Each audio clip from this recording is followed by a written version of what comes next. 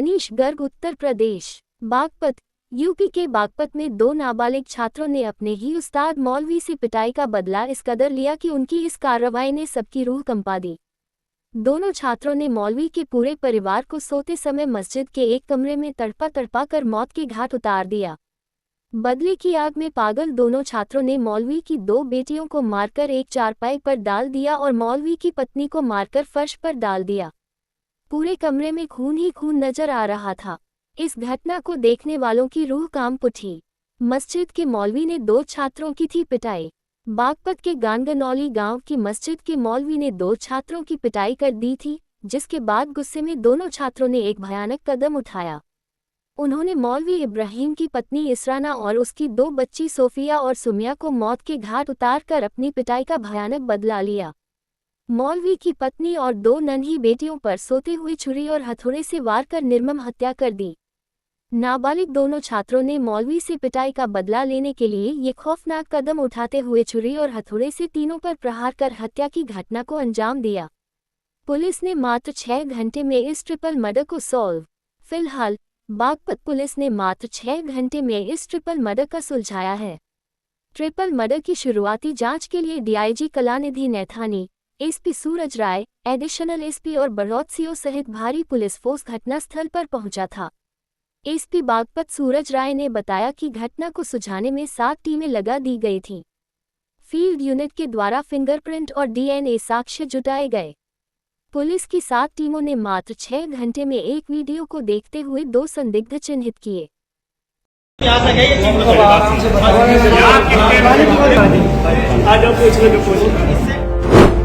Number जो उनके गाँव दिल्ली जितने पहुंच जाते सारे डिलीट कर दिए। किसने किए? और मेरी वाइफ का भी। किसने? नीचे तो इला फोन। अच्छा, क्या लग रहा किसने की हत्या? ये किसी से कोई रंजिश वगैरह थी? नंबर आपका फोन लेकर डिलीट करे कैसे है? नंबर फोन लेकर डिलीट करे कैसे है? नीचे मेरा फोन दूसरा पता। अच्छा, सारे फोन अटेंड नहीं करते भाई। अच्छा, तो उन्होंने नंबर डिलीट कर दिया आपके। घटना की जानकारी कब मिली आपको? 3:45 बजे। आपका घर वाला वो पुलिस को दिया होगा। चलो टले वो पुलिस को देखो। दो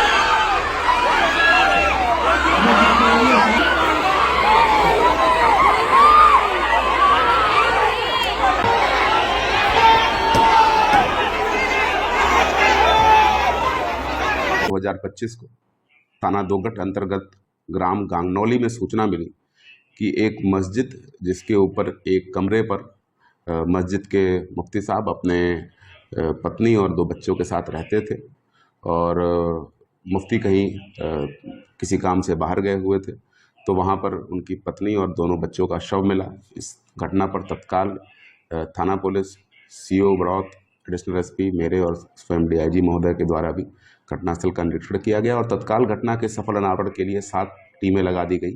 फील्ड यूनिट के द्वारा भी मौके से आवश्यक फिंगरप्रिंट्स और डीएनए साक्ष्य उठाए गए और लगातार जो 7 टीमें थी उन्होंने बड़े कम अवधि के अंदर वीडियोस को देख के 2 संदिग्धों को चिन्हित किया और जिनसे जब पूछताछ की गई तो ज्ञात हुआ कि ये दोनों बच्चे जो बाल अपचारी हैं, ये उसी मस्जिद के नीचे मौलवी से तालीम हासिल करते थे और मौलवी इनकी अक्सर पिटाई कर देता था, जिसके कारण क्षुब्ध होकर इन्होंने इस घटना की योजना बनाई और ये घटना कारित की।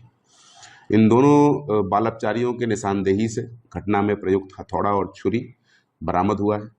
जानकारी में ये आया कि कल यानी दिनांक 10 अक्टूबर को इनमें से एक बाल अपचारी के साथ मुफ्ती ने पिटाई की थी और जिसके कारण उसने अपने दूसरे साथी को साथ लेकर ये पूरी योजना बनाई और आज जब मुफ्ती किसी काम से बाहर गए हुए थे और उनका परिवार अपने कमरे में सो रहा था दोपहर 1 बजे के आसपास, तब इन्होंने इस घटना को अंजाम दिया और अंजाम देने के बाद वहाँ से वो फरार हो गए।